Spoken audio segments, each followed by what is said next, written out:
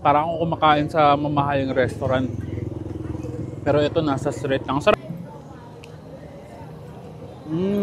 Actually, online lang po talaga ako. Pero since may mga napapagdaanan na struggle sa buhay, na-advise na rin ako ng mga friends ko na lumabas ako sa comfort zone ko. So yun po, nag-try po ako na maghanap po ng pwesto and dito po tayo nilagay ni Lord. At hello po, ako nga po pala si Maria Sheena Dumanais. Ako po yung owner ng Cali's Graham and Cheesecake po. So nag-offer po kami dito ng iba't ibang klaseng desserts po, like po Graham cakes, burnt bus cheesecake. We also have here po lady finger po, browas, then muffins, New York cheesecake po. Meron din po kaming burnt bus cheesecake, pero po ang pinaka-binabalik-balikan po talaga dito ay yung tiramisu po namin na for as low as 180 pesos matitikman nyo na po yung aming tiramisu classic. So, bali nag-start po akong magtinda online selling po since before pandemic po yun, 2018. From hobby lang po yun na naggawa ako ng Graham until na patikim ko po sila sa ibang mga friends ko, tapos nagustuhan nila. Yun na po, doon na po ako nag-start. Nagkaroon na rin ng mga resellers, awa ng Diyos, na medyo kahit paano, lumaki-laki na rin po yung production ng Cali's Graham and Cheesecakes po. Actually, online lang po talaga ako, pero since may mga napapagdaanan na struggle sa buhay, advise na rin ako ng mga friends ko na lumabas ako sa comfort zone ko. So yun po, nag-try po ako na maghanap po ng pwesto and dito po tayo nilagay ni Lord. Ito po natin, dinidisplay yung mga products natin maliban sa online na nag-aalok tayo. We are located po here po sa may Malagasang 2A. Harap lang po kami ng gate ng Green Gate Homes po. Tapat po kami ng Sabroso, Lugawan po. If ever naman po hindi kayo makapunta at malalayo kayo, pwede naman po kayong umorder via online. Dito po sa Cali's Graham and Cheesecake page po. So mga box, ito yung isa sa bestseller na flavor ng tiramisu cake dito sa Cali's. Ayan, ito yung kanilang biscoff tiramisu. Laki nung slice ng kanilang tiramisu dito. And for only 195 pesos. Ayan. Titikman nyo na siya.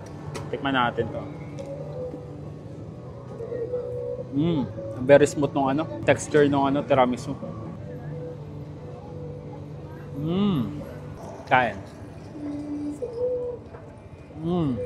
Yung price niya guys, medyo mahal talaga siya kasi yung ingredients na ginagamit dito is talagang quality naman talaga. Actually, mura na to kung i-compare natin sa mga sikat na restaurants.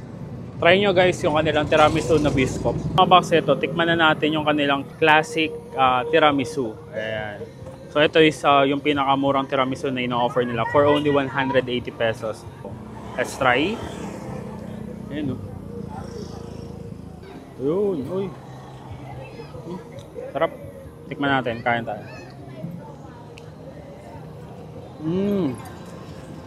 Sarap ng flavor niya, ang ganda ng pagkakatimpla. Bukod nga sa mga tiramisu, isa sa bestseller na dessert nila dito is yung kanilang cheesecake. Ayan. So ito is yung blueberry cheesecake nila. Tamo, cheese na cheese talaga yung mismong naka-stuff dito sa kanilang cheesecake. Tapos may blueberry sa ibabaw. Tikman natin. Grabe. Sarap. Parang ako kumakain sa mamahaling restaurant. Pero ito nasa street lang. Sarap. Sarap niya. Sulit na for its price. Mahilig ka sa cheesecake, you must try this. Swak na swak to. I'm sure magugustuhan niyo. And guys, paano? Ubusin ko muna, kakain muna ako nito. Ang sarap kasi talaga. Gusto niyo masubukan at gusto niyo matikman ang mga dessert na tinitinda ng Cali's. Dito lang sila sa may bago pumasok ng gate ng Green Gate Subdivision sa Malagasang. And malapit lang sila sa pilahan ng tricycle at sa harap ng Sabroso, Lugawan. So, open sila from 5 p.m. From 5 p.m. hanggang maubos yung kanilang stock. So, paano? Ubusin ko muna to and kita-kit sa susunod kung dadayuhin ko saan may masarap, mura at kakaibang kainan. And don't forget to eat, ride, and grind. Let's go!